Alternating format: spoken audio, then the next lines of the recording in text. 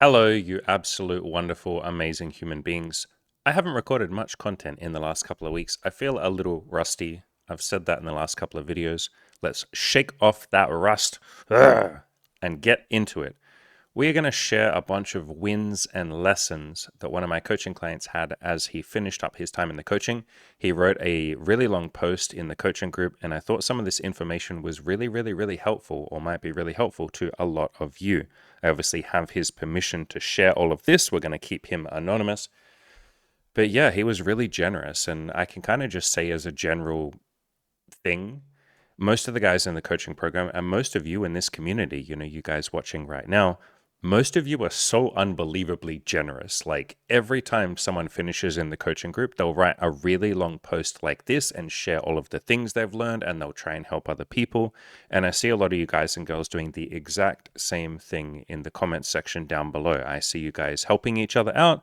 If you see someone struggling with something, I mean, half the time I see you guys writing like 10 paragraph answers to someone who's struggling, and you're just pouring all of your heart and soul into helping that person.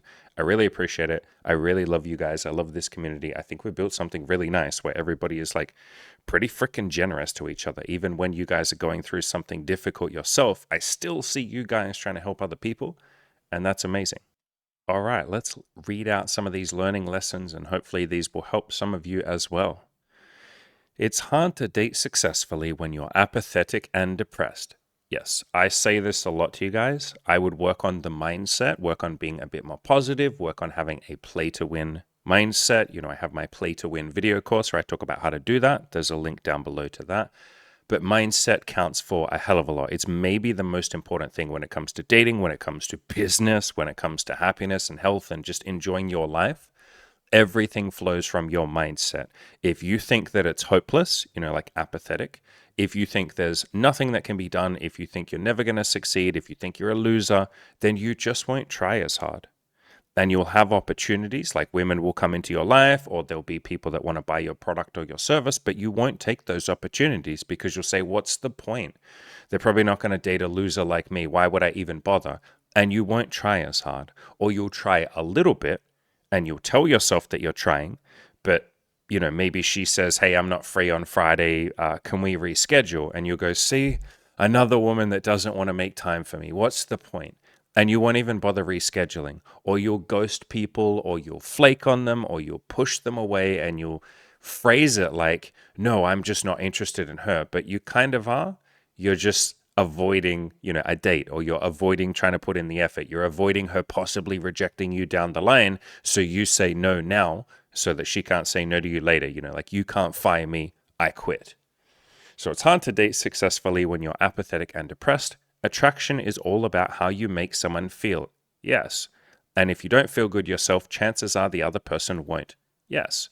Easier said than done, but it's better to get control of your depression or work on your negative mindset if you're a little bit hopeless and helpless and all of that first, then date, as sometimes dating with depression makes it worse if you keep having adverse experiences. Yeah, so when this client first came to me for coaching, this guy's done 2 rounds of coaching over the last, I think 3 or 4 years. He did a round of coaching like 3 or 4 years ago, and then he's recently come back for another batch of coaching. When he first came to me, he was very depressed, and he had a very negative mindset, and he thought that it was all hopeless and women are never going to like me, and even if they do like me, they won't stick around, and I'm a loser, and what's the point, and all of that. And what I got him to focus on more than anything was the mindset and enjoying dates and enjoying women and being grateful and all of that. That is like the main thing we've worked on with this guy. And he went from basically being able to hook up sometimes, but he felt like the women would never stick around, to now going on a bunch of dates and being able to cold approach and having some beautiful experiences and having women actually want to stick around because he's improved his mindset and he's not self-sabotaging and pushing them away and all of that. So this client has come a hell of a long way. He goes on to say, be aware of what he calls success amnesia, which is a term I made up as I couldn't find a better one, lol. It's when your brain forgets all of your successes after a period of time and makes you feel like you haven't done anything. But then when you actually reflect back, you realize all the shit you have done, but you didn't acknowledge or celebrate. This, my friends, is why I talk about celebrating your victories. This is why I say give yourself a pat on the back. This is why I talk about gratitude and being grateful every single day, because if you don't, you will do what my client here calls success amnesia, or I call it moving the goalposts, or people call it moving the goalposts, where you'll achieve a bunch of goals and you'll say, that wasn't good enough, I need to do more. Maybe you'll go on a bunch of dates with women and you'll say, I'm not getting any success at all because they're not sleeping with me. And it's like, motherfucker, you would have given anything to have a woman go on a date with you when you first started this stuff. Now you've had like 5 women go on a date with you and you're unhappy. You're saying like it's not good enough because I haven't slept with any of them. First, celebrate the victory that you've just had. You have gone on 5 dates. Celebrate that. And then we can work on getting more. We can work on having sex with some of them. We can work on, maybe you want one of them to be your girlfriend, whatever it might be. We can work on that next step or the next chapter. But first, stop and pause and acknowledge what you have just done. And I have this so often. There's literally a guy in my coaching group right now who has been going out and approaching 2 to 3 women every day, right? Pretty fucking amazing. And he beats himself up so much and says what he's doing is not good enough, and I'm not getting laid, and I'm not getting dates, and I'm such a loser, and I suck at conversation and all of that. And I recorded him this very like honest and a little bit of tough love, but lots of love, this tough love voice message the other day. And I was like, motherfucker, you are approaching 3 women a day. You are getting phone numbers. You are going out there and being brave. You are opening up about your feelings with all of us. You are telling us how you feel, and we are helping you with it. You are being insanely brave every single day, insanely vulnerable. When are you going to celebrate that shit? Why do you go out every day and hit on 3 women and say that's not good enough? At what point will it ever be good enough? You're going to sleep with a couple of women and then be like, yeah, but I'm not sleeping with fucking 10 billion women a day. Oh my God, I'm such a loser. Like, you're just going to keep beating yourself up. At some point, stop, take a deep breath, and celebrate what you are doing. Celebrate what you have done. Be grateful for the victories. Be grateful for the women that you get to talk to. Be grateful for the men that are helping you with this. Be grateful to yourself for being so courageous, and be proud of that and all of that beautiful stuff. But celebrate what you have done. And so I see a lot of you guys doing the same thing, where you just never celebrate your wins. You don't even acknowledge them.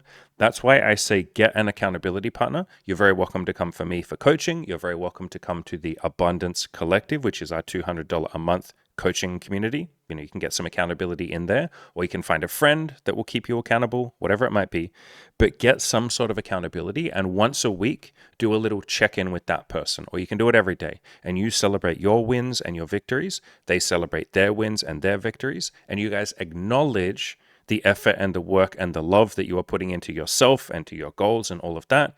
And then you aim to do a little bit more the next week. So you celebrate your victories, you celebrate what you've done, you acknowledge the effort that you're putting in, and then if you want to, you can do even more on top of that. You have a nice foundation of gratitude and acknowledgement and celebration that you then build on top of and do even more. But if you don't celebrate yourself, if you don't acknowledge your wins, you just feel hopeless. You feel like shit. You're like, I'm never doing enough. I'm never going to make it. Why does this feel so hopeless? This is going to take forever.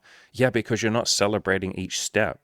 And so you're basically saying, I'm only going to give myself credit when I achieve all of my goals. It's like, well, you're going to be miserable for the next year or so, because some of your goals, a lot of your goals, might take a couple of years to achieve. Do you want to be a miserable bastard for the next couple of years? Or would you like to have every single day feel joyful, exciting? Would you like to wake up and have this beautiful sense of like, wow, I'm on the right path? That only comes with celebrating your own wins. That only comes with acknowledging what you've done. This is why I have a literal entire chapter on this in the Play to Win video course. The second last chapter is called like gratitude, mindfulness, and self-reflection, how to not move the goalposts. So if you want to read more about that, or you want to watch the video course, link down below to the Play to Win video course. His next learning lesson is that your emotional state is your responsibility. Yes! Fuck! So I have these little cards that are by Byron Katie, and they have a bunch of her quotes on them. And one of my favorite ones is this one here. If you're watching the video, you can look at the screen. And it says, if I think you're my problem, I'm insane.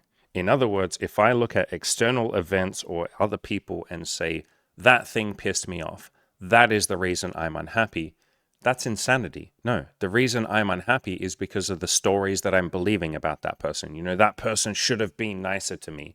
That is the part that hurts, thinking they should be anything other than what they are in that moment. Or if I say, I'm not having the results that I want, that's me having a sense of entitlement and saying, I deserve the results right now. That's me arguing with reality. That is the part that hurts. And so, as my client here said, your emotional state is your responsibility. If you're upset, do something about it. If you're pissed off, do something about it. If you're really unhappy and you feel hopeless and you don't have the life you want, instead of complaining about women or society or any of that, or it's not fair, I'm born too short, shut up and do something about it. And obviously that's what this channel is for, to help you do something about those things. You know, I'm not just saying like, fuck your emotional state. No, I have a million videos on what to do if you're sad, if you're angry, if you're hurt, if you're afraid, if you feel hopeless. Like, I'm here to help, and so is the community. But it is ultimately up to you to do something about the feelings that you're feeling. A lot of people will feel really strong feelings like, you know, upset or hopelessness or anger or whatever it might be, fear, and they will just complain about it. And some of you might do that from time to time, where you just like blame other people. You're like, someone else has to fix this for me. The government should fix this. Women shouldn't be like this. YouTube shouldn't be like this. Politicians shouldn't be like this. And it's like, motherfucker, like, do something about it. And you're probably not going to change society or something, but do something about your own emotional state. Focus on the things you can control, improve your life, have more friends, have more money if you want that, have more sex if you want that, whatever it might be that you want, work on the mindset, all of that stuff, but focus on the shit you can control. And you might not always be able to control your emotions. Like, you might get sad sometimes and, you know, that's not your fault, but it is your choice what you do with that emotion. So we can't necessarily control the emotions that we feel, but we get to choose what we do with them. You know, you can sit there and cry about it and be a victim and say it's not fair and this sucks. Or you can say, okay, I feel really sad. I'm really pissed off. I feel really hopeless. I'm going to reach out to someone for help. Or I'm going to go for a walk. I'm going to watch a positive YouTube. I'll watch one of Andy's videos. I'll read his, or I'll buy his Play to Win video course. I'll go on YouTube and listen to some music that makes me feel better. I'll go outside and talk to one woman today. Or if I can't do that, I'll go outside and smile at a woman. I'll go to the gym. I'll work on losing weight. I'll do something to take ownership of my life. And so my client goes on to say, do whatever you can to take ownership of it, as in your emotional state, and don't expect a woman or anybody else to magically fix you or regulate your emotions for you. Yeah. How many people expect that a partner is just going to be the thing that makes them happy? And it's like, no, motherfucker. No. You're going to be happy temporarily, you know, maybe for 3 months, maybe even 6 months. Probably not even that long. If you're in a very dysregulated emotional state, like if you're grumpy all the time or sad all the time, or if you feel hopeless, if you feel unlovable and unworthy, a woman or a man is going to make you happy for a couple of weeks. And then you're just going to go straight back to the emotional state that you're in right now. It's almost like we have a baseline and we can improve that baseline over time. But an external event is not going to magically like bump you up in terms of your emotional state and keep you there. Like, how many people win the lottery and then they are freaking homeless and broke 3 months later? All right, and the next point I agree with so much. He says, build a life that you love outside of dating so that you're not relying on dating to meet all of your psychological needs. Yeah, how often have you heard have you guys heard me say, that was a hard sentence. How often have you guys heard me say, focus on having an awesome life, you know, build yourself up, have friends, have hobbies, maybe you want to start a business, maybe you just have a job you enjoy, whatever it might be, but have an awesome life and don't rely on women, or for you women listening, don't rely on men to be the sole source of your happiness. That is an unfair burden to put on another human being or even multiple other human beings. It is your responsibility to be happy. It is something you can build yourself. You know, again, you can grab a copy of my Play to Win video course, link down below. That literally is a video course on how to have a positive mindset. But your happiness is your responsibility. What you want to do is have a happy life, or even just be in the process of building a happy life. You don't have to have it all figured out just yet, but be building a happy life. And then a woman or a man is a beautiful addition to that. His next learning lesson is to be consistent and stop switching up strategies. Oh my fucking God, I agree with this. He says, as analytical people, which most of you are too, We tend to overcomplicate the fuck out of things, and we try and look for optimal solutions when things aren't quote unquote working. To be honest, the fundamental principles of dating and business too are the same as getting fit. You can try all the fancy new workouts, all the diets, but the fundamentals are timeless and will never change. For example, with fitness, calories out has to be more than calories in. That's if you're trying to gain muscle. If you're trying to lose weight, then just make sure you're eating less than you burn. Like, easy. Train regularly, do progressive overload in the gym. And with dating, it's what Good Looking Loser, who was one of my mentors, put. Number one, look good. Just improve yourself and look as good as you can. Talk to lots of women. And he says, I would add a third one in there, which is feel good. Yeah, work on the mindset. I think mindset is incredibly important. But this stuff isn't complicated.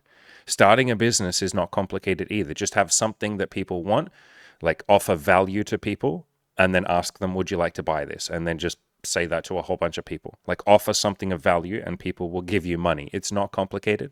Dating is not complicated either. Just work on yourself a little bit every day. Go outside and talk to as many people as you possibly can, or go on the dating apps. Like just talk to people that you're interested in. Ask them out. If they say yes, that's cool. If they say no, that's cool. Keep going. Like, it's not complicated. None of this shit is complicated. It's just that our brains like to try and make it complicated. And we look for the complicated answer. Like, how many of you beautiful motherfuckers have asked me, what do I text this girl? Tell me the exact fucking sentence structure and the words to say and all of that stuff. And it's like, it doesn't fucking matter anywhere near as much as you think it does. Just text something. And I can give you a few different suggestions, but just take some texting guide that works and just do that. You don't have to spend the next 6 years researching all over the internet, like the optimal texting guide to get a woman into bed. It's like, just fucking say something to her. Hi, I think you're pretty. Would you like to go out with me for a drink? There you go. Good enough. So pick something that works, that's good enough, and just repeat it over time. Play the numbers game, but you don't have to sit there trying to find the perfect fucking strategy. And all the time that you spend switching strategies and trying different things and all of that, it can be fun to experiment. But if you're doing it from a place of oh God, I have to find the optimal, that's probably not the right energy. Oh God, I have to find the optimal. Oh fuck, I got to make it work. But if you instead have an energy of yeah, I'll just try some stuff. I'll experiment. I'll see what works. I'll have fun with this. Man, I'm excited. That's a much more peaceful energy to come to or to bring to dating or to business. And then further on that point, he goes on to say, if you're stuck, sometimes all you need to do is put in more volume. Yes, this applies to dating. This applies to business. This probably applies to the gym, although don't, injure yourself. But it's always more volume. A lot of you guys and girls think that you're doing a lot, and you're definitely doing, a fair bit, you're doing a good job. But I've had so many people that say, man, I'm talking to 5 or 10 girls a week. How come it's not working out? And it's look, that is so beautiful. 5 to 10 women that you're hitting on a week is amazing. But what if we bump that up to at least 30 a week? And you might say, fuck, I can't do 30 a week. That's okay. Just slowly build up. You can get there slowly with baby steps. But if you were talking to 30 women a week, you would be getting 3 to 6 times the results right now that you're getting right now. Imagine if you were to talk to 50 girls a week. I have one of my coaching clients who talks to 30 girls a day sometimes. He's had a few weeks where he's talked to 100 or so women in a week. And he's absolutely freaking killing it.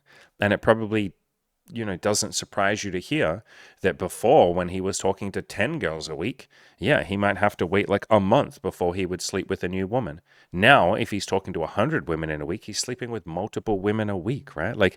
If you just do more, you will get more results. It's such an obvious statement, but a lot of the time I'm how come I'm not getting the results I want? And I almost always say to my clients, I invite them, would you like to do more? And they sit there and go, yeah.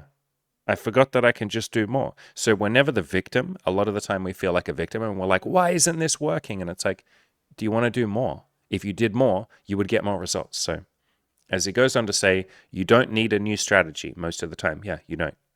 You just need reps, reps, reps. For example, the learning curve for cold approach is steep and brutal. I wouldn't necessarily endorse that statement. I think that can be a self-fulfilling prophecy. If you say this is going to be steep and brutal, then it will. However, I will say for some guys, they have a lot of challenges that come up when they start cold approach, and that's perfectly normal. That's okay. He goes on to say it takes hundreds and thousands of approaches to get good. I also wouldn't endorse that statement. I don't fully agree with that. There are some guys that go out there and do 50 approaches and all of a sudden they're pretty damn good at it. There are, however, some people that do take 1,000 or so approaches before they get good.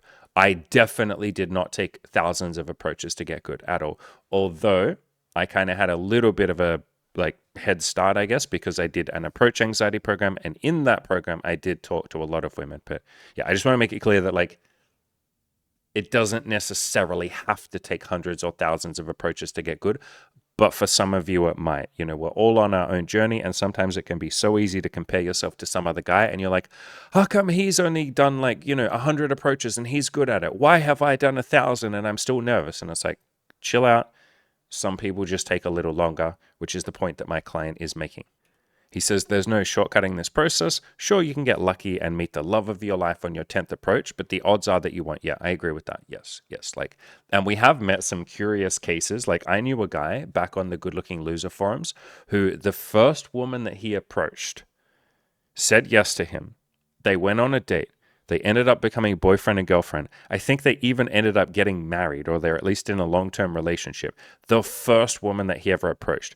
And when I heard that story at first, I was almost like, is he lying? Like really the first woman? But it's like that happens sometimes. That's the only guy that I've ever heard do that.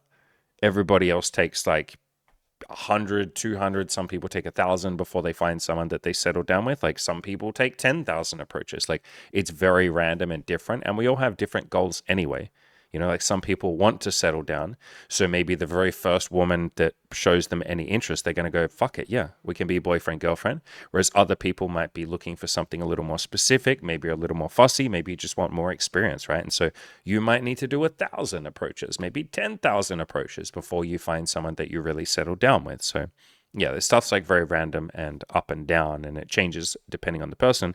But the point he's making here is just go talk to more people. Or if you're doing a business, offer your product to more people. Or if you're going to the gym, just be patient and go to the gym for longer. Like it might take you a couple of years to build the body you want. It might take you 5 years if you have a really like high bar of what you're trying to achieve. So just do more, or be more patient, or wait a little longer. Like any of these are options.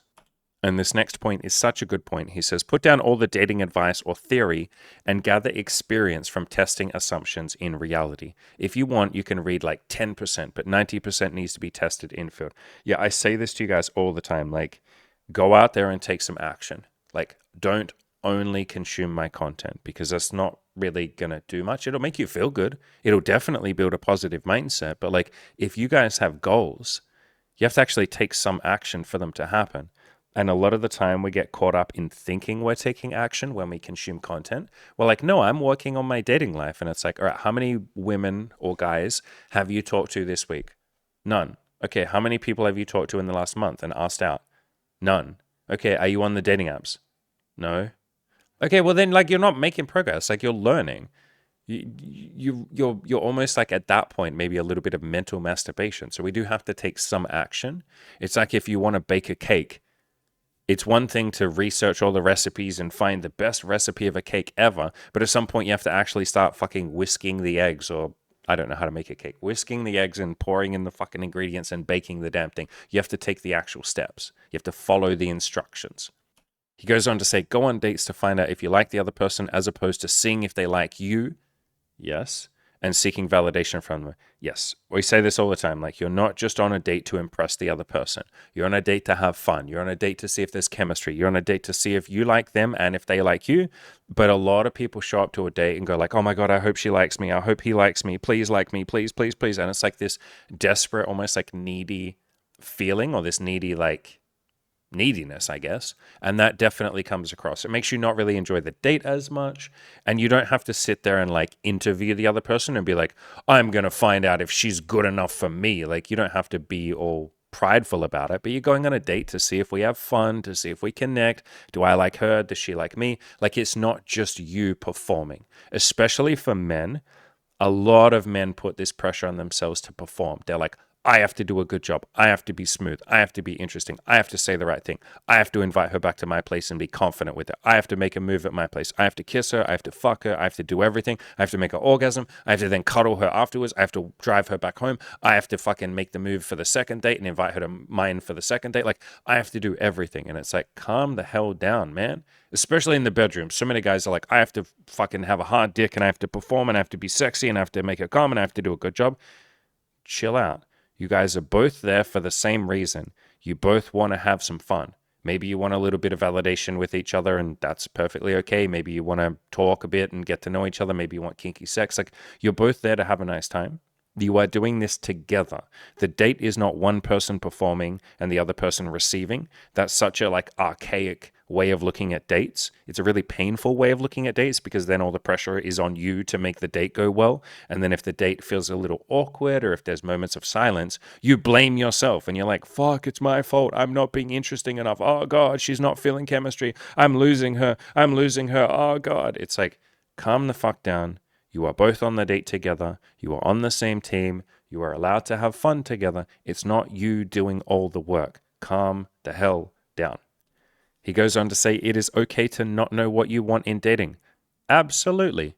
You're allowed to want different things from different people and approach dating with an open mind. Yeah. So a lot of you guys and a lot of my clients will put pressure on yourselves and you're like, God, I don't know if I want to have a long-term relationship right now or if I want to have a lot of sex. Like, I don't know.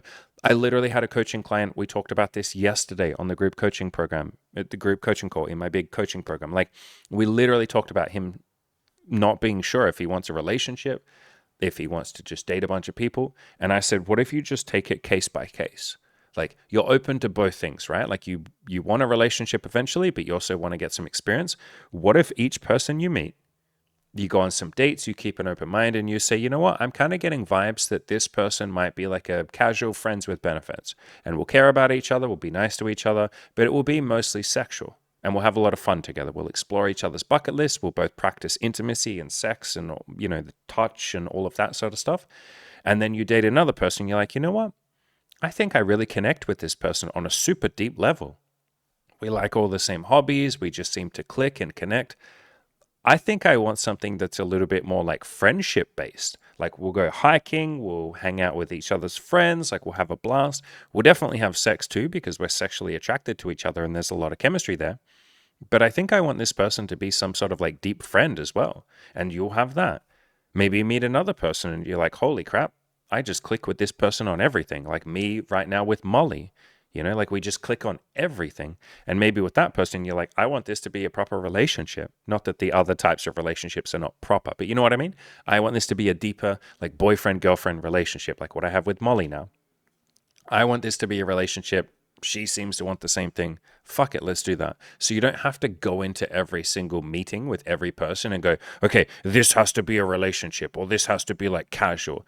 If you do know exactly what you want, like if you're just on a mission to build a relationship, then sure, like, do that. But if you're someone who doesn't know what they want in dating right now, you're allowed to just go into each moment with each person with a bit more of an open mind and say, I'm going to let the connection that we have speak for itself. It might be a really casual, fun, sexual connection. It might be more of a friendship-based connection. We might literally only be friends. I've had that with a few women that I've gone on dates with. I've literally, in the last like 6 months, gone on 2 dates with 2 separate women, and I just got like friendship vibes. And I said to them, like, do you want to be friends? Like, we even, with one of them, I even fooled around and made out a little bit. My friend Nick, and she's come on the channel a few times, and we've talked about that. We made out a little bit. We touched each other. And then after the date, I was like, God, I like really would love to be this person's friend. And so I messaged her and said, like, do you want to be friends? And she's like, hell yeah. Same with my other friend, Olivia.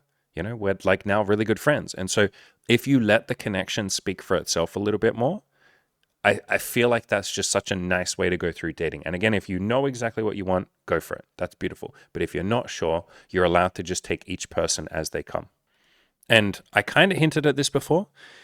He goes on to say, just because a relationship is labeled as casual doesn't mean that you can't also emotionally connect with someone. Yeah, I see a lot of you guys, a lot of people making this very binary where you're like, I can't get feelings, right? And women do the same shit. You guys have no idea how many girls I've dated over the years who are like, oh God, I can't get feelings. Oh God, I'm getting feelings. And I'm like, why can't you get feelings? I'm literally sticking my penis inside of you.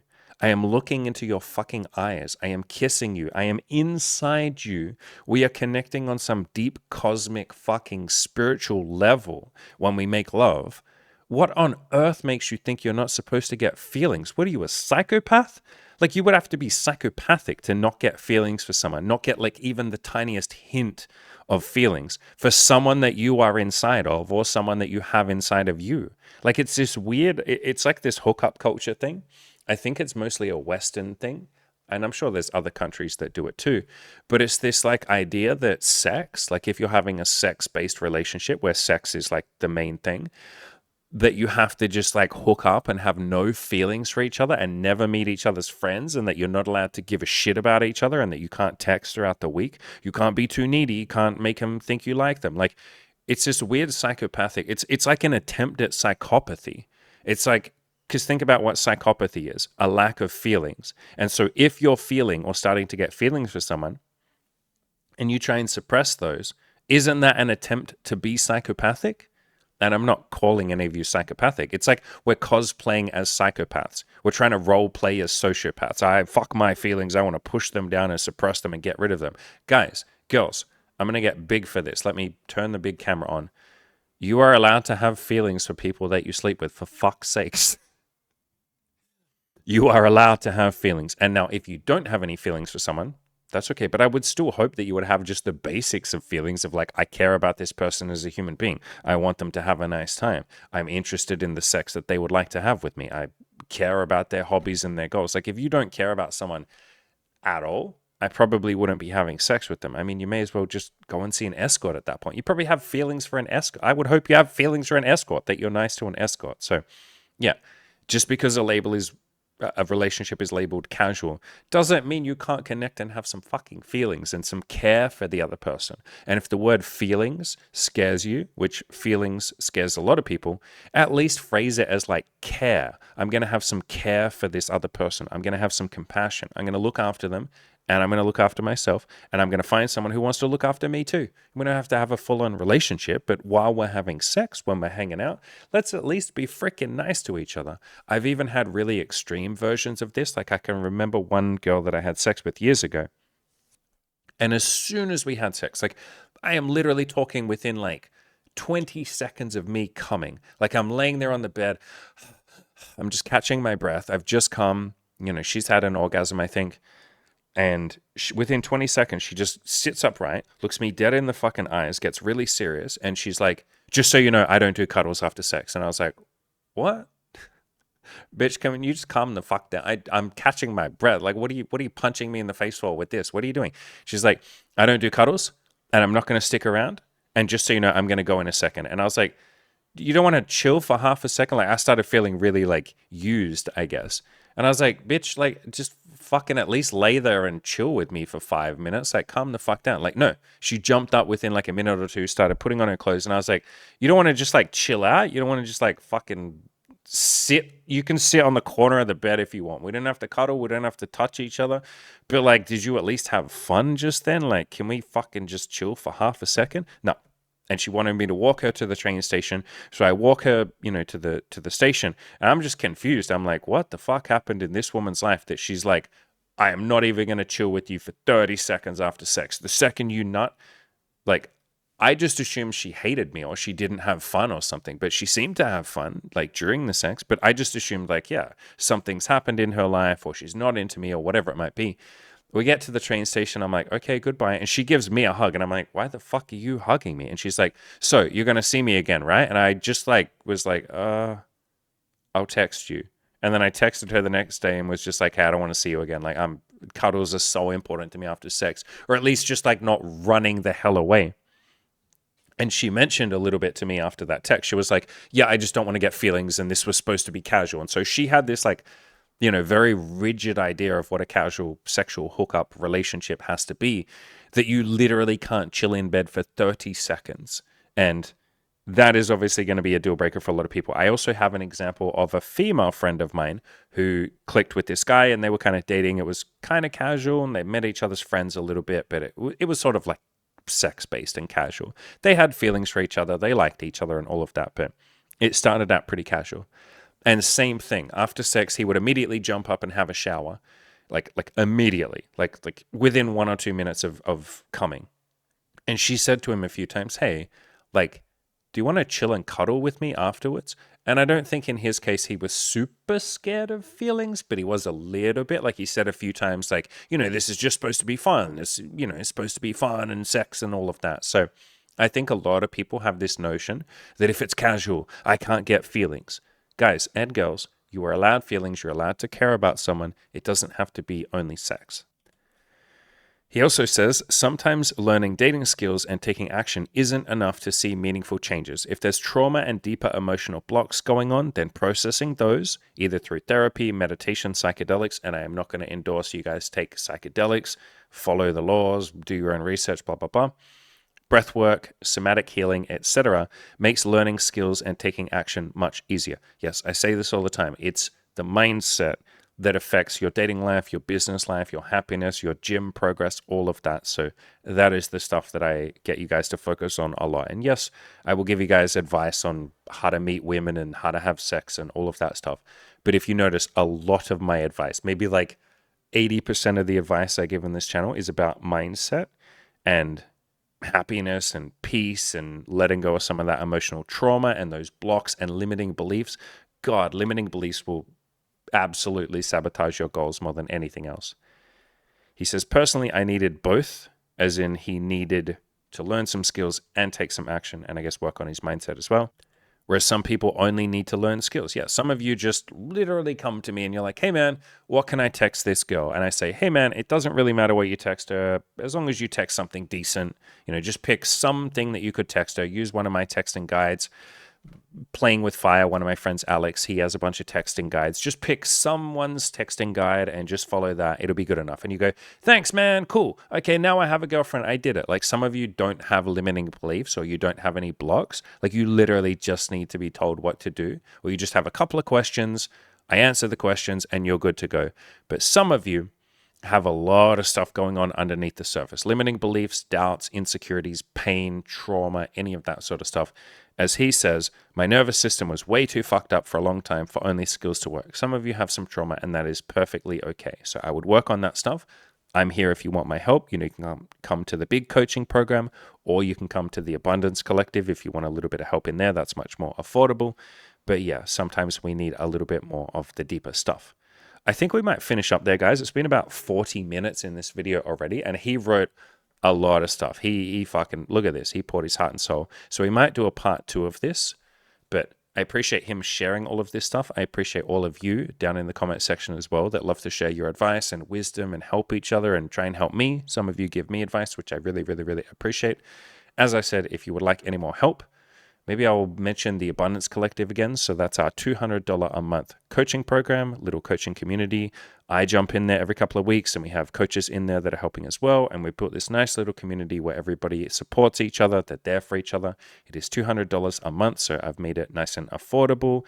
If you would like to join that, there's a link down below. I'm on a big mission to bring as many people as I can to that this year, partly because I want to help a lot of people. And honestly, partly because I would like something that takes a little bit less effort from me. I'm working on building not quite passive income, because I definitely do jump in the Abundance Collective and help people, but something that doesn't require me to spend like literally every day, like constantly coaching people like I do in the big VIP program. So if the Abundance Collective sounds like your cup of tea, there's a link down below to check it out. You're always welcome to come for 1 month. And if it's not your cup of tea, that's okay. Like there's no obligation. You don't have to sign a contract and stick around for a minimum amount of time. You can literally jump in for a month and see if it helps you. If it does, that's amazing. If it doesn't, that's amazing too. As always, ladies and gentlemen, go out there, crush those goals, and have an amazing time while you do it.